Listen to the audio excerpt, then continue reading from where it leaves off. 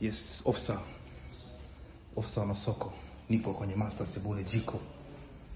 Officer Masoko, nipo kwenye Master Sebule jiko yenye feni. Jiko kali kabisa kama tunavyoliona hili hapa. Jiko la Kinyambis Nyambera hili hapa. Kubwa vibaya mno. Maji muda wote na hii ni uhumwa. Maji muda wote na hii ni uhumwa.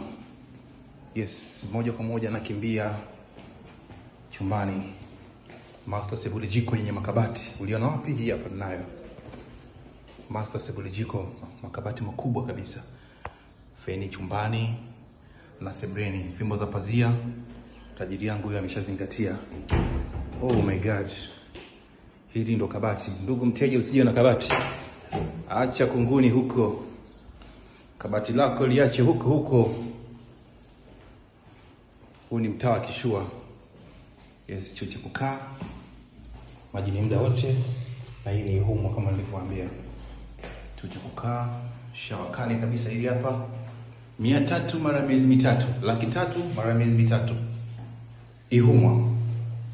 Mtaa Mwinyi. Dakika 3 kwa kufumba macho unafika barabarani.